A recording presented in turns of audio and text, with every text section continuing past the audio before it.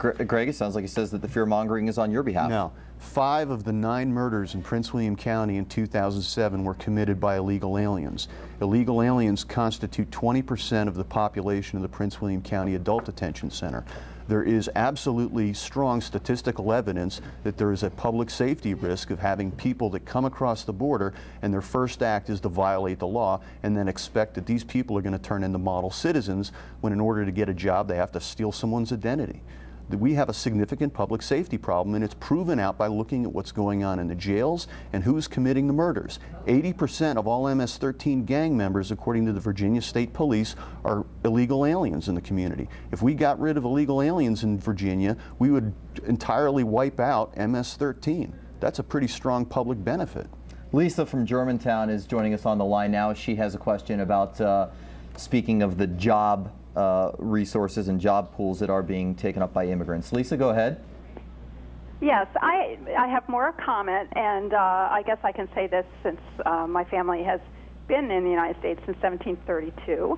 But it is the way America is that we let people into our country to live here and become a part of our country. 100 years ago is the Italian and the Irish, and they're now all assimilated into the population. The latest is the Mexicans coming in, and 100 years from now, they'll be upset about somebody coming in once they're assimilated into the population. This is the way America is. It's not a new thing, and I would invite Prince William County to join this century. Does she have a good point? I don't believe so. All of the previous waves of immigration happened in a lawful manner. People came through Ellis Island, were checked for disease, followed the law, and immediately decided that they were going to cast off their previous national identity and become Americans.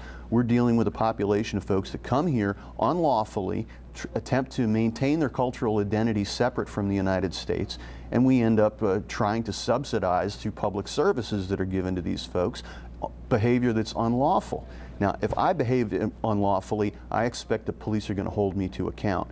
But suddenly, for this one specific realm of law, we're deciding that the most important thing we can do is provide amnesty to folks who've broken the law.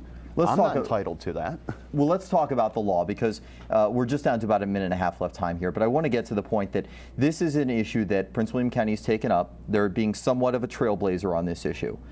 Is this just the beginning? Are we going to see just a bivouac of all these other laws falling into place now that perhaps are going to be more stringent when it comes to cracking down on undocumented immigrants? Well, we're seeing that happening all over the state and across the United States. But what we think will happen is that when the full costs of this program are clear, not only the direct costs, but the costs having to do with lawsuits when people are racially profiled, the unprecedented number of foreclosures in Prince William County, which are higher than anywhere in the Mid-Atlantic region, largely because of these policies. When it all falls out, I think that we're going to see other communities say, wait a minute, do we really want to emulate Prince William County and be called the national capital of intolerance, like the Washington Post called us? Greg, 10 seconds real quickly. Is this just the beginning?